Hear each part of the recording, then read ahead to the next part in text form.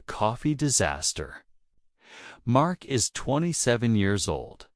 He lives in a small apartment in the city. He works in a bookstore not far from his home. Mark likes his job because he loves books, but mornings are always hard for him. He is not a morning person. He always says, "Without coffee, I am not me." Every day, before work, Mark drinks one big cup of coffee. He needs it to wake up. Without coffee, he feels slow, sleepy, and grumpy. His coworkers know this about him. They often joke, "Don't talk to Mark before his coffee." One Monday morning, Mark wakes up late. His alarm clock does not ring. Maybe the battery is dead. He opens his eyes, sees the time, and shouts, "Oh no, I'm late." He jumps out of bed, puts on his clothes quickly, and runs to the kitchen. "I need coffee fast," he says to himself.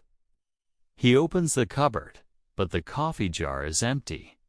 He shakes the jar, but nothing comes out. Mark panics.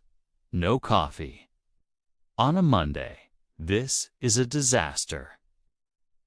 He puts his hand on his head. For a moment, he just stands there, thinking. Then he decides to stop at the cafe near his bookstore. "I'll buy coffee there. I can't work without it," he says. He grabs his bag and runs out the door. On the street, he walks quickly. The city is busy with people going to work. When he reaches the cafe, his heart sinks. The line is long. Mark feels nervous. He looks at his watch again and again. Come on," he whispers. Finally, it is his turn. He says quickly, "One large coffee, please." The barista smiles and says, "Of course." She makes his drink carefully and hands it to him. Mark takes the hot cup, pays, and rushes outside. He runs down the street with the coffee in his hand. But suddenly, his foot catches on a small stone. "Oh no!" he cries. The coffee flies into the air. The hot drink spills all over his white shirt. People on the street stop and stare. Some cover their mouths to hide a laugh. Mark's face turns red. "Great," he says. "Now I smell like a coffee shop." He tries to wipe his shirt with tissues, but the brown stains stay. The shirt looks worse than before. When he arrives at the bookstore, his boss looks at him and raises her eyebrows. "Mark, what happened to you?" she asks. Mark sighs. "The coffee attacked me," he answers. The boss laughs. "Well, at least the store smells nice today," she jokes. Mark smiles a little, but inside he feels embarrassed. Later that morning, Mark goes to the staff room to clean his shirt. He takes it off and tries to wash it in the sink with cold water. The shirt becomes wet, but the stains do not disappear. Just then, the staff room door opens. A customer enters by mistake. She sees Mark standing with a wet shirt, surprised and embarrassed.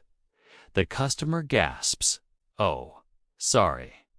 She closes the door quickly. Mark puts his hand on his forehead. "This is the worst Monday ever," he says. At lunchtime, his coworker Emma tries to cheer him up. She gives him a chocolate bar. "Cheer up, Mark," she says. "At least you had your coffee." Kind of. Mark laughs for the first time that day.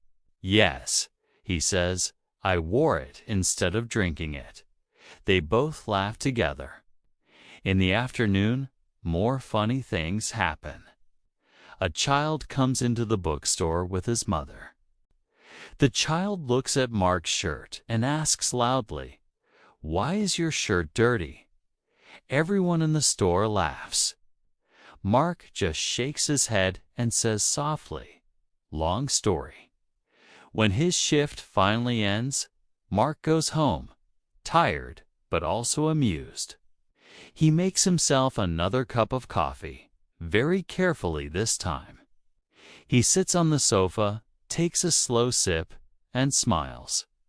"Ah, safe at last," he says. The next morning, Mark wakes up early. His alarm clock works again. He makes a plan. No more accidents. On his way to work, he buys a travel mug with a secure lid. He holds it proudly. "This will save me," he says. But deep down, he knows the truth. With him, accidents always find a way.